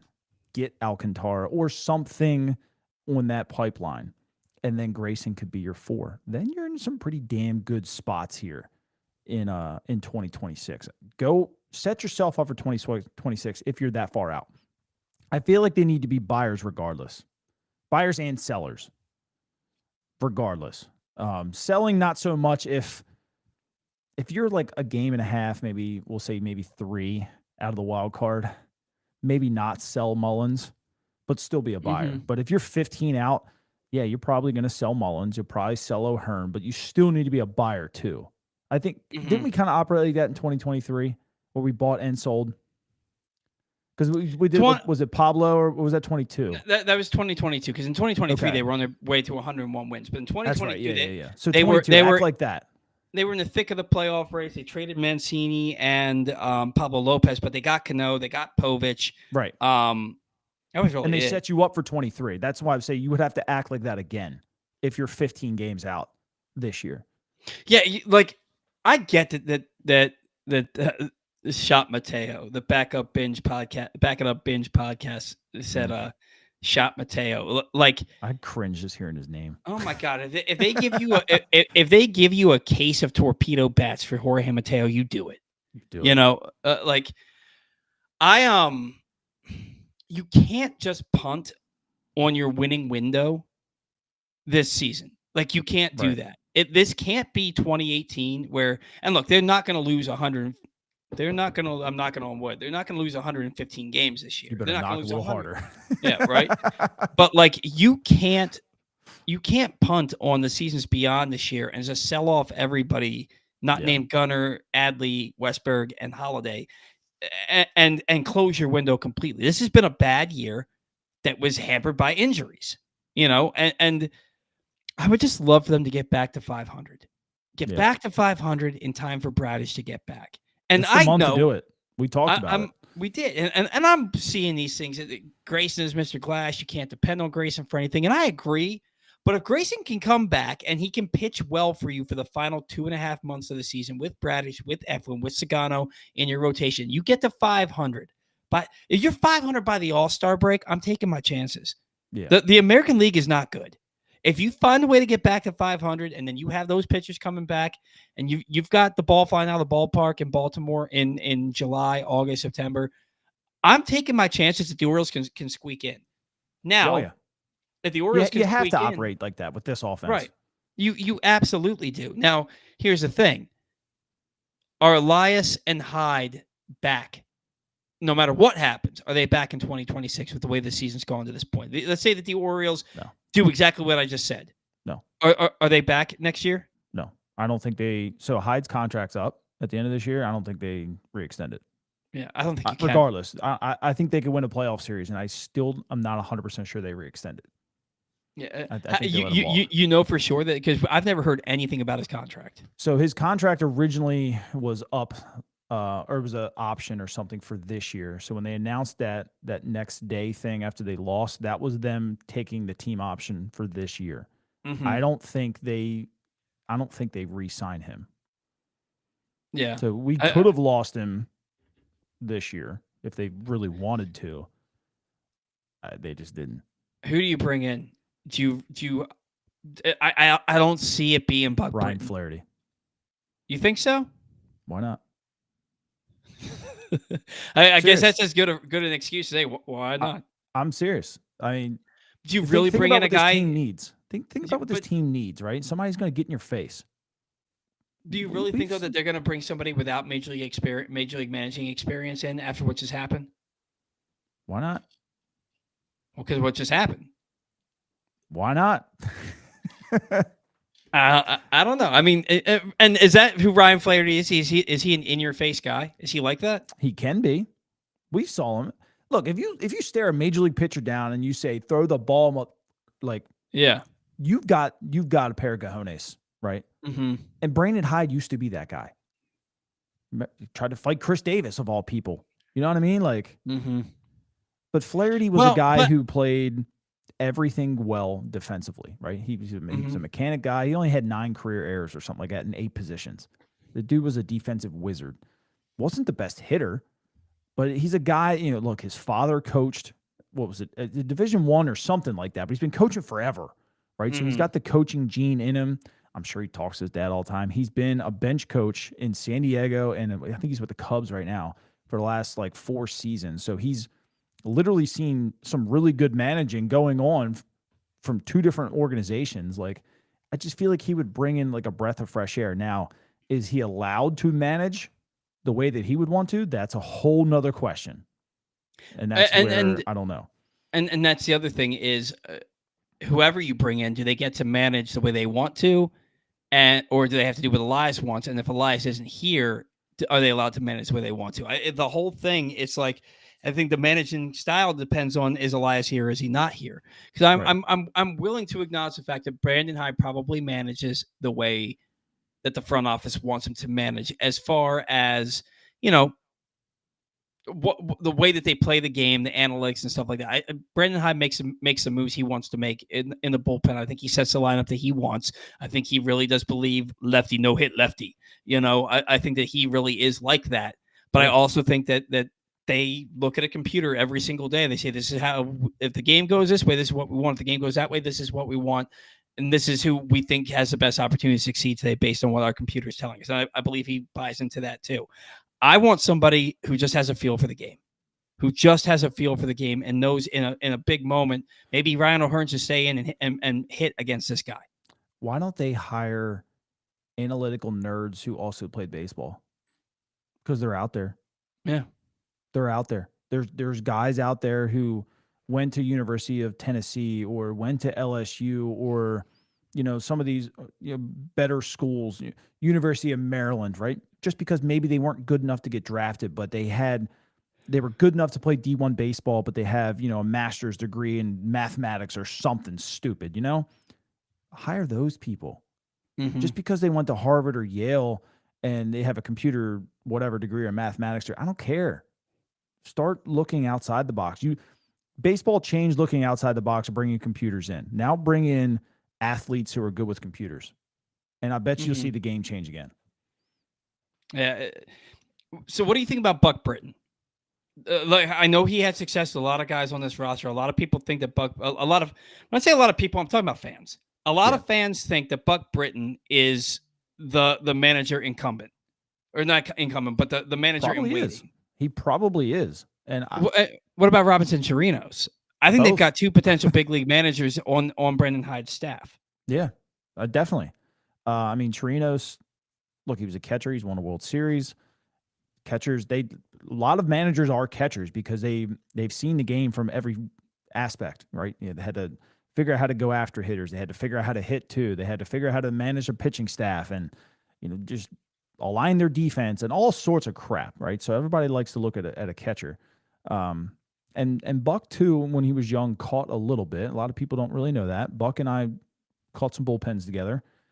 He played outfield, he played infield, so he's another guy that's played all over the field, right? He's learned a lot of aspects of the game and what to do with the ball here and there. You could absolutely hire either one of those guys, absolutely. And I don't think, their philosophies might be different. I think Buck might handle the younger guys a little bit better just because he's already been there with them. But Chirinos might handle the big league life a little better, a little faster, if that makes sense. Yeah. No, it makes perfect sense. So let me ask you this, and then we got to get moving because it's 10 o'clock. I'm getting tired. Yeah, I got to get up at 4:30. Yeah. Oh, me too. Do you think a conversation was had between the front office and Brandon Hyde after that playoff game last year when they said, hey, we're going to give you a vote of confidence, we're going to bring you back, we're adding Buck Britton and Robinson Chirinos to the major league staff? Because that was announced pretty quickly after the season ended. The Orioles' new staff was announced, I think, before the winter meetings, if I'm not mistaken. No, You think it because was I remember after? going into the meetings and I'm like, who the hell is going to be the bench coach? I don't even think we'd hired a hitting coach yet at the Okay. meetings. So I think you Okay. and I actually talked about that. But like, if you got a free agent, and they don't know who they're going to be working with every day. Like, are they maybe not going to choose Baltimore? Like, yeah, they took actually a little while to name everybody. I want to say it was like mid-January. So if those guys are all brought in, did Hyde bring in those coaches, or did the front office bring in those coaches? There's And absolutely no way Hyde did. because how do you? There's no way that Hyde's putting two potential replacements for him on his own bench, right? And No. do you think there was a conversation between the front office and Brandon Hyde when they brought in Buck Britton and Robinson Chirinos? And you're right, because now I'm remembering it was in January that they announced their coaching staff. Was there a conversation like, hey, we're bringing these guys in because they've had success with the young players on your roster, and it was said without saying like your seat's a little warm. Do you think that was a conversation that was had? It had to be because managers always pick their own staff. Mm-hmm. Always. And it's, oh man, it's, he wouldn't pick them. There's no Brandon Hyde's been chance. around. Yeah, he's been around the game for a long time. He knows a lot of people, and he could have hired two pretty.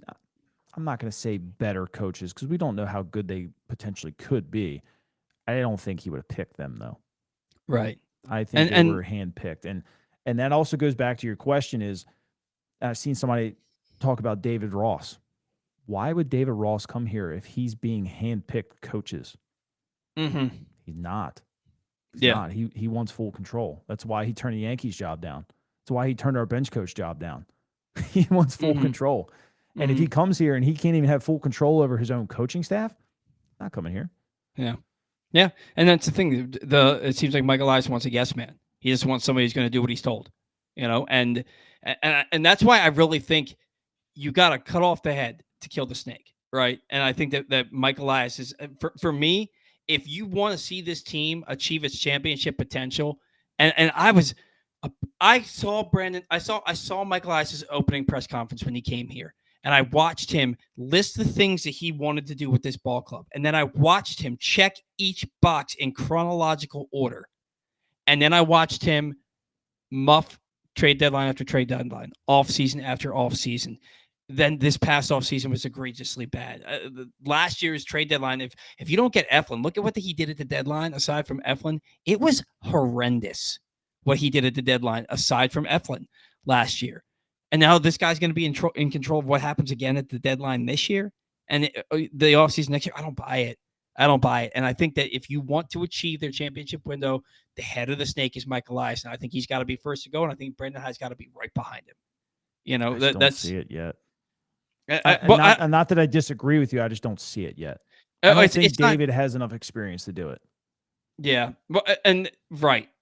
But you like, and how much do you think David Rubenstein has a say? Like he's a control person, so he can have as much say as he wants. How much do you think he's actually saying right now? Because this team is bad. This team's bad. They're playing a terrible brand of baseball. And he's the one who's going in the clubhouse saying, I'll give you whatever you need to win a championship. I'm throwing hats out. I'm having my own bobblehead. I'm cheering the team on. You don't think he's saying a word to anybody? No. When you look at their they run things like a firm, a law firm. So he's managing partner.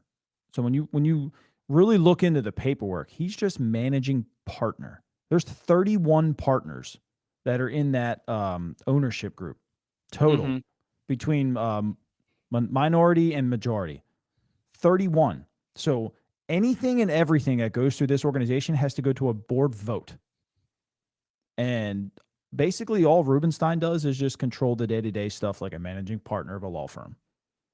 He's not going to be like a Steve Cohen out there and I want this guy or do this or you're getting fired, because he can't make that decision without a board vote. Yeah. And I don't think people realize that. Yeah.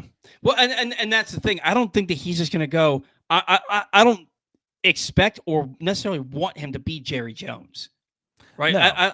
I don't need him to do that, but I need him to put the right people in place. And I don't know that Mike Elias is the right people in place. We're going to go to Jason Spears. Hyde absolutely can't come back. if Elias goes, does the entire organizational philosophy go with him?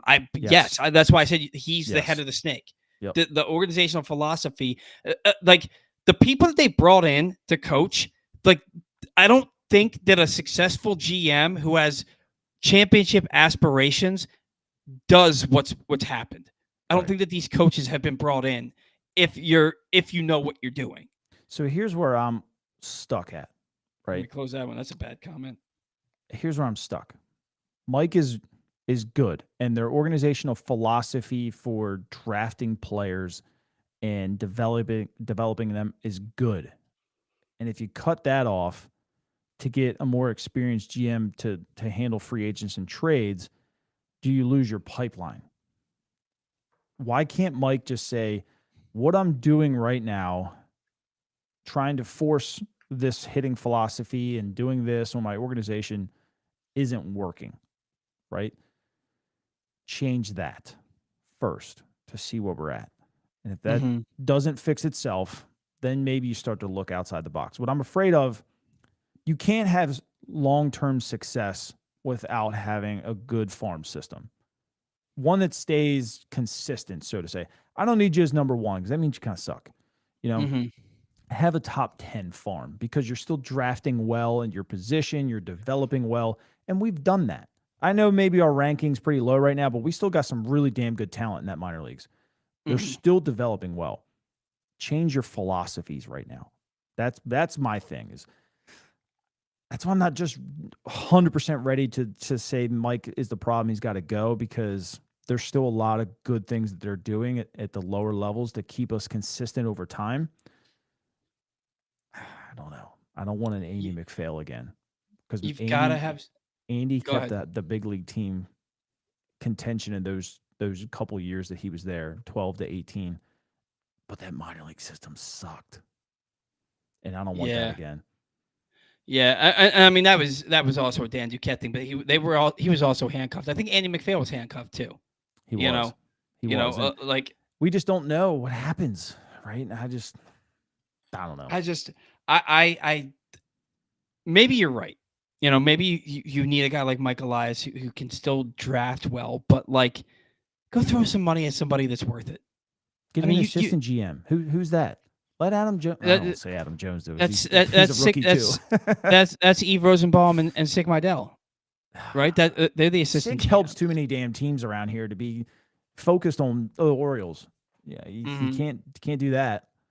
Yeah, I look at I'm not smart enough when it comes to stuff like that to be able to say like I know the game of baseball. I don't know the front office. I don't know the analytics. I don't know what goes into their philosophy, what they're looking at on a day-to-day basis. I know just from watching the clubhouse that like there's a lot of crap that they do that like I knew they did, but like to the extent, holy crap, you know what I mean? Yeah. So like all I know is that what they're doing ain't working, and it hasn't worked for a calendar year.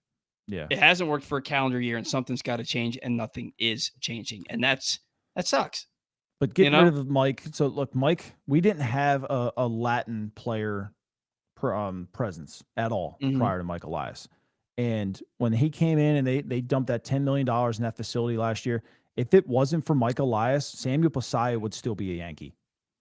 And a lot of people are quick to dismiss that, but what he did in that Latin presence flipped Samuel Posaya from the Yankees to the Orioles because the Orioles finally invested into that.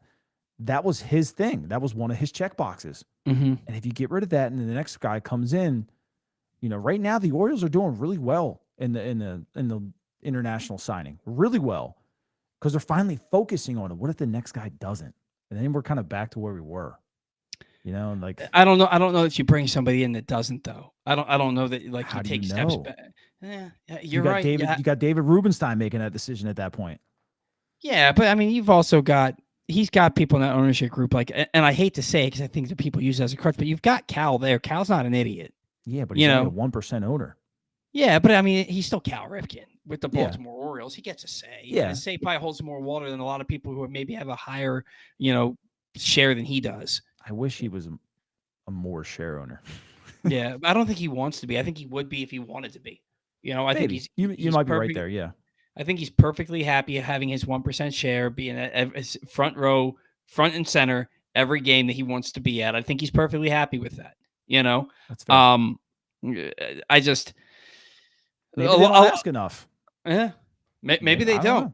When I see the owner, when a play happens where the guy gets hit by a throw and he's out of the runner's lane, and I see David Rubenstein asking Cal what the hell just happened, like to me that tells me he's got the owners here, you know. But it should. Knows?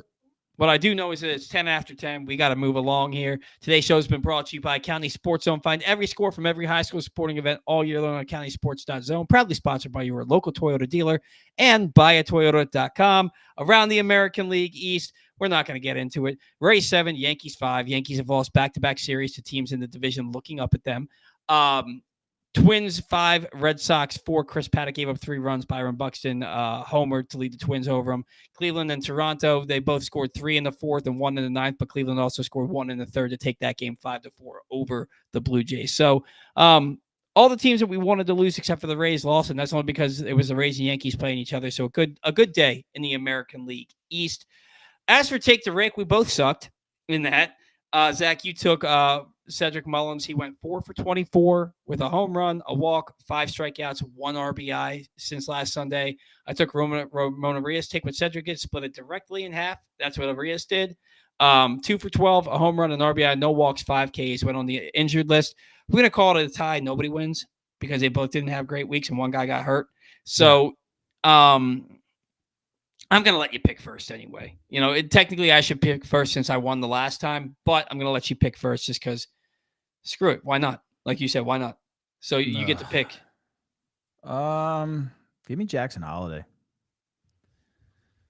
All right. He's got to figure it out eventually, right? Yeah. He has. Like you said, the last 11 games, he's what? 379, 2 home runs. And who else are you going to take over him? Who's playing every day? I don't think Cedric's on his way back to getting hot again. Ugh. Yeah. Give me Ryan O'Hearn. You should have took Mateo. Oh man, for the 2 starts he's gonna get against lefties this week and go 1 for 7. Brett Hollander on the radio, and I don't want to call Brett out, but it was so stupid what he said. It was last weekend. Mateo got 2 hits in a game. I think I heard this.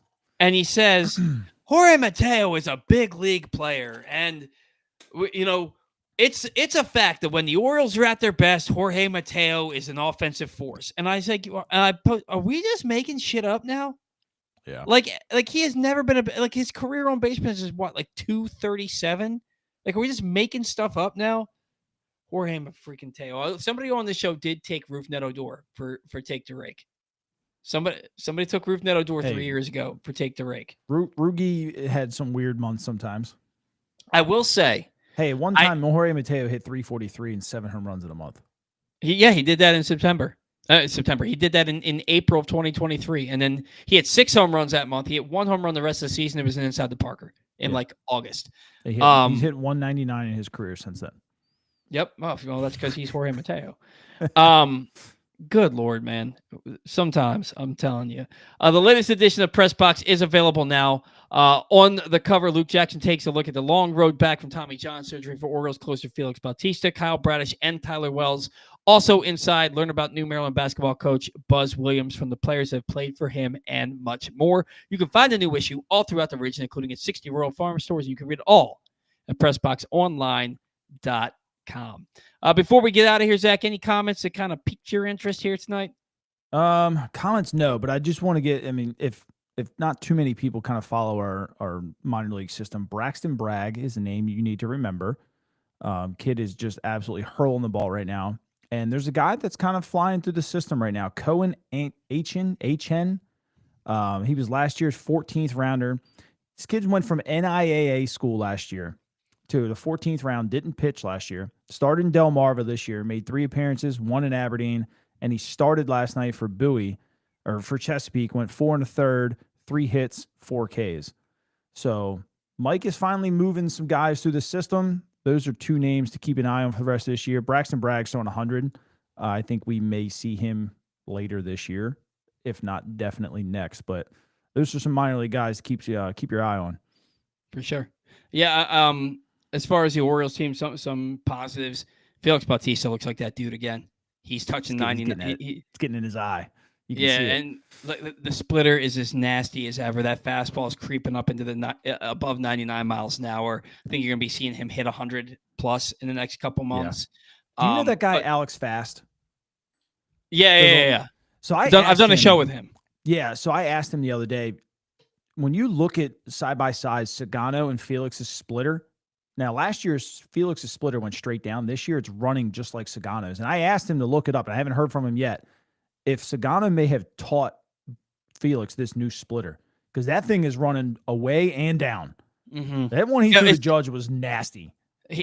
All his splitters, the good ones, the good splitters that he throws, man, they are absolutely filthy. They are absolutely filthy, man. Like it looks better than any pitch he's ever thrown before this season. Yeah. And with that fastball creeping back up close to 100 miles an hour, and then you have an 88 mile an hour splitter that moves down and away from a lefty and into a righty. How do you hit that? And he still has a slider. Yeah. Like, how do you hit that? A closer that throws 3 pitches. One of them he can throw 100. The other one he can throw mid to high 80s that moves all over the place. And then he's got a slider on top of that. Like, how does anybody make contact? He actually has 4. Remember, because he's still got the sinker. Oh, so yeah. He gets on top of the sinker, too, at 94, 95. Like, whew. How do you hit it? And this is, somebody said this. It was AJ. You guys thought 19 wins in May. I see 9 wins. I said 10 games under 500 in April, and I was pretty close. Awful season. We did not say that we thought this team was going to win 19 games in May. Zach asked me what I think would be an ideal May, and I said 19 wins. But I think we both agreed that 16 and 11 would bare be minimum. Is the bare minimum, and that would be a really good month for this team. They've got to get it going. And look, they're headed to Minnesota and then LA, right? They've got an opportunity. Are they going to LA after Minnesota, or is LA here? I think they're on the road, I want to say. All I know is that they've got a light schedule ahead of them. And if let's see, they're off tomorrow, then they're in Minnesota. Yeah, then they're in LA. Friday, Saturday, Sunday, they're in LA. And then home against the Twins, which you've got 9 straight games against teams that you should beat. Then you have the Nationals in Baltimore. You've got 12 straight games against teams that you should beat. Yeah. What happens if the Orioles go, what are they, 13-20? What happens if they go 9-3 in those 12 games? Right back in it. They're right back in it. Now, are they going to go 9-3? I'm not going to bet on it, but they should win 7 of the next 12. They should win, and I think that's bare minimum. I honestly think that they should win each one of those series. I think that they should win 8-4. I think is realistic for this team, but they've got to go out and do it. You can't have games where you hit 4 home runs, but the pitching gives up 7. You can't do that. Just go out there and beat the teams that you're supposed to beat. Beat the teams that you're supposed to beat, and then you get your reinforcements back. We're talking about mid to late May. You've got Eflin back. You've got Kittredge back to go along with Felix in that bullpen. I'm telling you, you've got reinforcements on the way. You've just got to start. You've got to start hitting. You've got to start hitting.